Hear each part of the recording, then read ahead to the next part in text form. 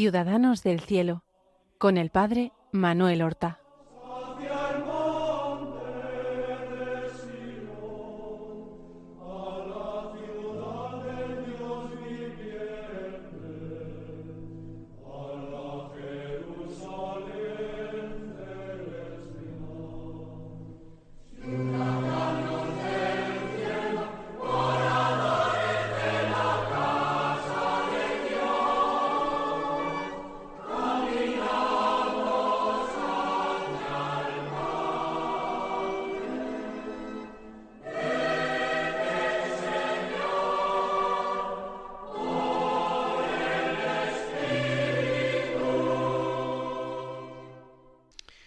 Muy buenos días, queridos amigos, queridos oyentes de Radio María. Vamos a dar comienzo en estos momentos a una nueva emisión del programa Ciudadanos del Cielo, con el cual nosotros queremos acercarnos a la figura de un santo cuya vida constituye una bella página de la historia martirial de España.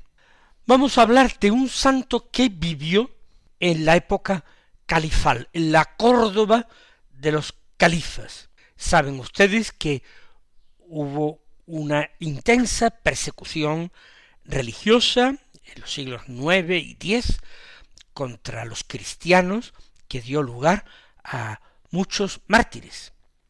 Recordemos a San Eulogio de Córdoba, por ejemplo, también al niño Pelayo o Pelagio, etc. Bueno, pues del que vamos a hablar es de un santo que fue el protomártir de aquella persecución. El primero de ellos, el primero que derramó su sangre por Cristo y dio testimonio de su fidelidad al Señor en aquel momento de la Iglesia en España, la Iglesia mozárabe, es decir, los cristianos que vivieron sometidos al Islam durante siglos. Este mártir se llamaba San Perfecto, un nombre que realmente cuadraba muy bien con aquel personaje. Pero no adelantemos acontecimientos.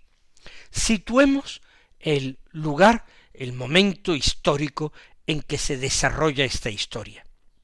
El califato cordobés lo gobernaba Abderramán II. A diferencia de Abderramán I, que era su hijo, era un hombre que había abandonado el gobierno de su reino a un favorito. Él llevaba una vida llena de lujos, de comodidades, de sensualidad. Disfrutaba de un músico, Ciriap, que era el músico de la corte, que además componía versos, cantaba, etc. También tenía una favorita en su numeroso harem, la sultana, que se llamaba Tarub, a quien él regalaba continuamente, y así transcurría en la molicie su vida.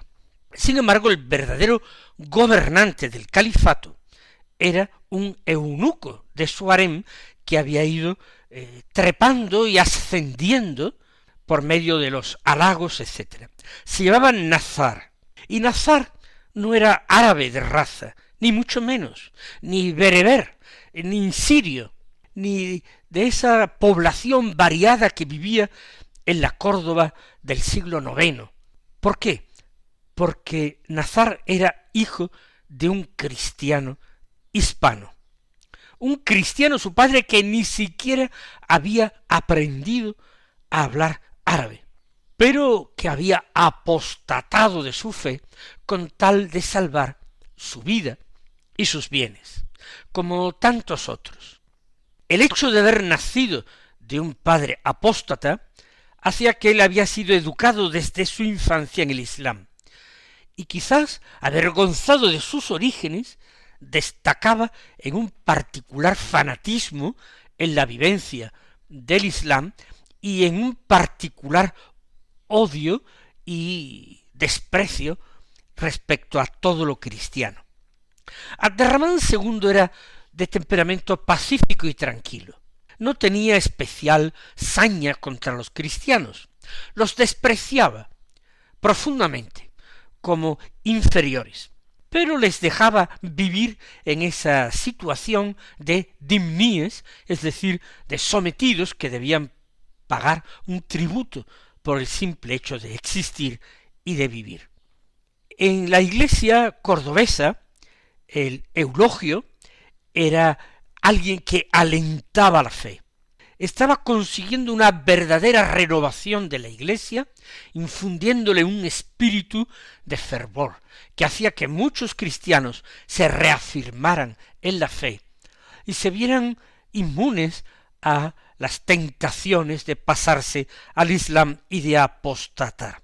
Sin embargo, Nazar, aunque conocía la situación, él se libraba de provocar un conflicto con los cristianos. Mientras éstos pagaran sus tributos, organizar un baño de sangre no sería popular y podría atraerle la animadversión del califa, que lo que quería en su reino era sobre todo tranquilidad, que le dejaran la vida en paz, entregado a sus placeres o a sus vicios, y que la sociedad viviera en armonía entre los distintos grupos étnicos y religiosos que existían. Por tanto, Nazar se guardaba su odio y simplemente disfrutaba de su posición y se dejaba llevar por su ansia de poder. Sin embargo, hay un al-Faqih. Al-Faqih es un doctor islámico llamado Yahya. Yahya miraba mal a los cristianos. Él era un verdadero fanático que fanatizaba a las multitudes islámicas. Sabía de la pujanza del cristianismo en Córdoba y de la intensa labor que desplegaba Eulogio, el futuro mártir San Eulogio de Córdoba. Y sospechaba que en las reuniones cristianas, en su culto, en las lecciones que impartía Eulogio, tendrían que hablarse de muchas cuestiones religiosas y que posiblemente hablarían mal del Islam y criticarían o ridiculizarían a su profeta Mahoma. Esto le llenaba de inquietud, pero los cristianos eran extremadamente discretos, de tal manera que ninguna crítica ni insulto venía de ellos sobre el Islam. Así estaba la situación hasta que comenzó en los primeros meses del año 850 el conflicto. Algunos de estos musulmanes, instigados por el al-Faqih Yahya, querían enterarse de qué decían los cristianos de su religión en la intimidad, si predicaban en contra de Mahoma. Y un grupo de estos musulmanes un día abordó a un sacerdote cristiano que pasaba por la calle. Ese sacerdote cristiano que pasaba por la calle aquel día era precisamente perfecto. Era un procurador de una comunidad de clérigos que vivían juntos y él atendía pues todos los negocios y las cuestiones prácticas y materiales de la convivencia, administración, compras. Esto hacía que tuviera que salir con mucha frecuencia y pasar por la Medina, también por el mercado, etc. Había pasado su juventud en la Escuela Episcopal de Córdoba, estudiando ciencia, literatura, eclesiásticas, cristianas, y él hablaba perfectamente el árabe, con fluidez. Cuando se vio abordado por estos musulmanes en la calle, él, perfecto, confesó su fe en la divinidad de Jesucristo. Pero cuando le preguntaban y le cercaron a preguntas sobre Mahoma, ¿qué pensaba?, respondió: en cuanto a vuestro profeta, no me atrevo a decir lo que pensamos de él los católicos, pues os haría pasar un mal rato, pero si vosotros me dais la palabra de que no tengo nada que temer, os diré en qué lugar del Evangelio se alude a Mahoma, y os hablaré de la fama que disfruta entre nosotros. La buena voluntad, la ingenuidad, la candidez quizás de Perfecto le hizo hablar así. Aquellos oyentes de Perfecto pues sintieron curiosidad. Eso de que dijo Perfecto, de que en el Evangelio se hablaba de Mahoma, y ellos quizás lo habían conocido porque no era un texto oculto, ellos prometieron y juraron lo que Perfecto les pedía. Juraron que no tenían nada que temer por decir su opinión o revelar qué decían los cristianos de su profeta Mahoma. Entonces Perfecto dijo, pues bien, hay un texto evangélico que dice lo siguiente: aquel día se levantarán falsos profetas y harán prodigios capaces incluso de seducir a los mismos elegidos. De todos ellos creemos que el mayor es Mahoma, enemigo de Dios, instrumento de los demonios y presa de todos los maleficios de éstos, que después de haberos hundido en el cieno de la inmundicia, quiere arrojaros en los tormentos del infierno. Había sido muy fuerte. Claro, todavía no había surgido la persecución, todavía la convivencia, siempre que los cristianos pagaran su impuesto religioso, no había producido grandes males, no había producido ninguna muerte. Por eso aquel día, aquellos que le interrogaron le dejaron marchar. No se atrevieron a incumplir públicamente un juramento dejando mal su propia religión, porque habían jurado por Alá. Pero no olvidaron aquello. En otro día, pasando Perfecto por el mismo lugar, una multitud furiosa, dice San Eulogio de Córdoba en su crónica, una multitud semejante a un enjambre de abejas irritado, se abalanzó sobre él y lo llevó al cadí. Al cadí era el juez islámico, con tal fuerza y con tan violencia, y lo llevaban a rastras que apenas tocaba el suelo con los pies.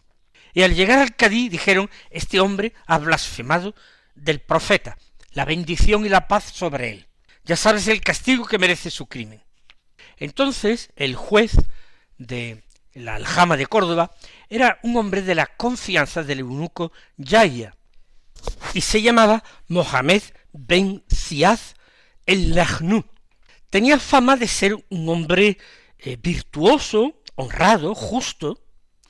No era un hombre cruel, pero eso sí, tenía que cumplir con el precepto del Corán. El que blasfemaba contra Alá o contra su profeta Mahoma era reo de muerte. Perfecto, ante el tribunal, cuando fue interrogado con rigor, tuvo miedo y negó las blasfemias que se le atribuían. De hecho, él había dado aquella explicación ante la promesa y el juramento de que eso no le llevaría ningún mal, solamente se trataba de satisfacer la curiosidad de quienes le preguntaban. Sin embargo, a pesar de esta negación de Perfecto, que no era renegar de Cristo, eso no le sirvió para nada. La gente pedía la muerte alborotando el tribunal, de tal manera que el juez, Mohamed ben Ziad, tuvo que pronunciar sentencia de muerte. Y esa sentencia de muerte fue confirmada por el primer ministro, nuestro renegado Nazar. Entonces, Perfecto fue cargado de cadenas, llevado a una prisión inmunda donde se encerraba a los peores criminales, para esperar allí el día determinado para la ejecución. Sin embargo, en la cárcel, alejado de aquellas turbas que pedían su muerte, él recobró el valor. Ya sabía que nada podría salvarlo porque estaba condenado a muerte, pero quiso prepararse a morir bien, y al tiempo que pasó en la cárcel vivía en una oración continua. Apenas dormía porque no quería perder un instante la presencia de Dios. y continuamente cuando abría los labios era para confesar en voz alta su fe y se enteraran los carceleros. Y aprovechaba para hablar también en voz alta y lo oyeran todos en contra de Mahoma y de su doctrina, para rabia de sus carceleros. Así pasaron 2 meses y él vivió en la cárcel con alegría. Y Nazar, el primer ministro, el eunuco o visir, pues parece que se había olvidado de él, quizás quería hacer más cruel la muerte, haciendo que viviera en aquella cárcel inmunda mucho tiempo, sabiendo que nada lo iba a hacer escapar de esa muerte. Sin embargo, a pesar de esa crueldad, se engañaba. ¿Por qué?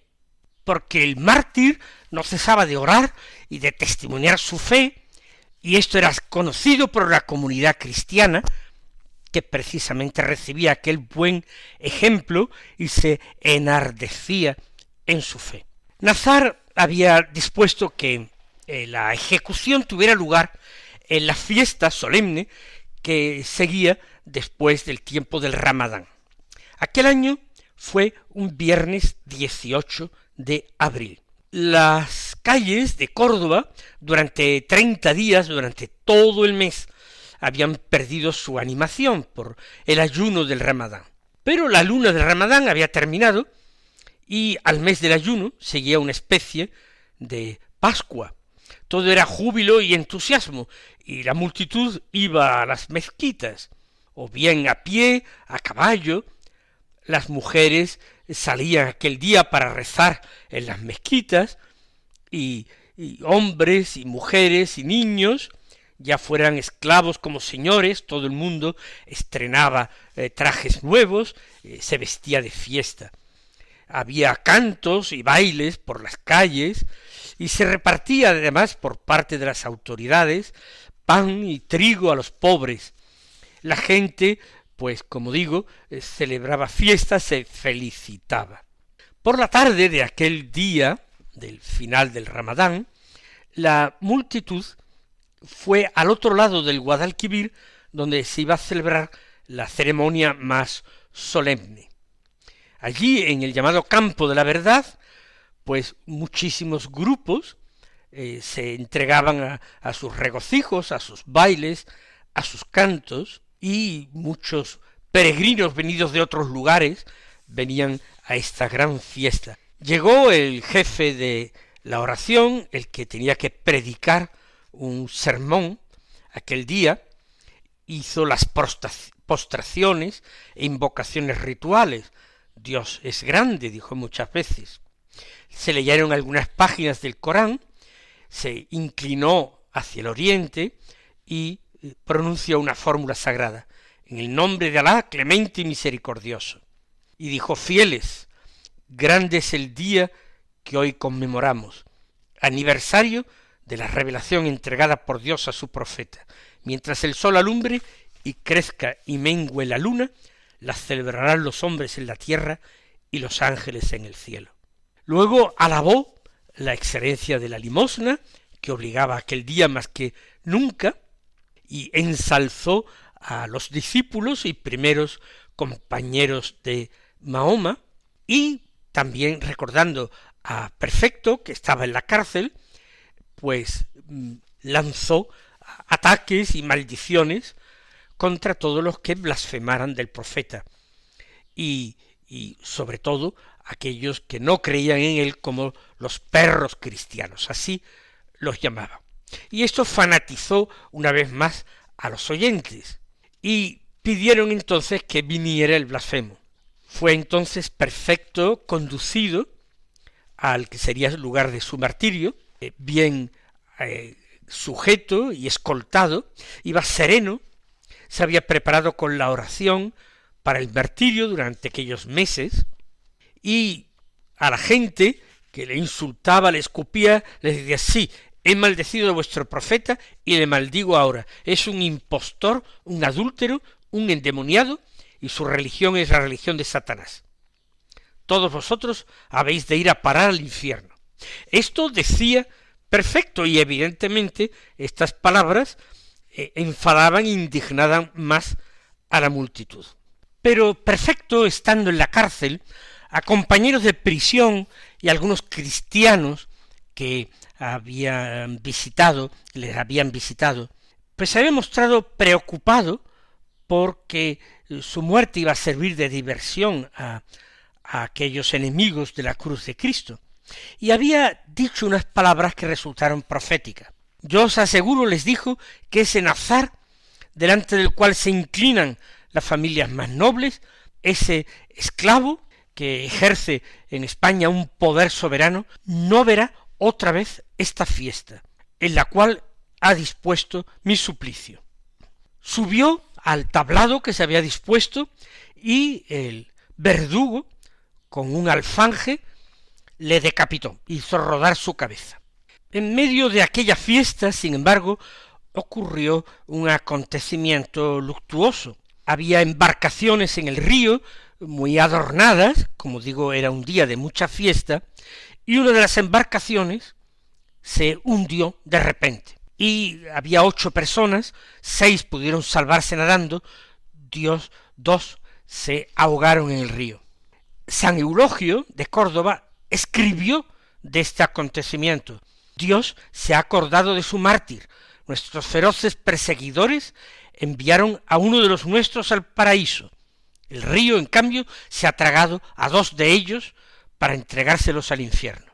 La gente terminó marchándose a sus casas entristecida, y aprovechando esa circunstancia, el obispo, y acompañado por un grupo de sacerdotes, personas piadosas cristianas, logró recuperar el cuerpo del mártir, que había sido abandonado en un charco de sangre, se lo llevó a la basílica del obispo y colocó sus restos junto a las reliquias de San Acisclo. Pero meses más tarde, Nazar, viendo que el sultán cada vez lo estimaba menos, decidió dar muerte al sultán y usurpar el trono, o permitir que se sentara en alguien que le mantuviera a su favor. Y en una ocasión en que Abderramán II se encontraba enfermo, le dijo: tengo, señor, una medicina que os va a curar. Y le ofreció un remedio, pero mezclado con veneno. Abderramán no se fió de su antiguo favorito, y entonces le dijo que la tomara inmediatamente delante de él para cerciorarse de que no era mala. No tuvo más remedio Nazar que beberla, aparentando tranquilidad, y después corrió rápidamente hacia su casa para tomarse un antídoto, pero llegó tarde y en su casa, entre grandes dolores, murió. Con lo cual, la predicción de San Perfecto ocurrió. La muerte de Perfecto animó a los cristianos a hacerse más valientes y más audaces en la confesión de su fe. Y a partir de ese momento ya no se puede decir de ninguna manera que hubiera una pacífica convivencia entre cristianos y musulmanes. Vendría una época que quedaría subrayada por muchos martirios, entre ellos el del gran San Eulogio, que es el cronista de aquel acontecimiento. Mis queridos hermanos, el Señor os bendiga y hasta la próxima semana.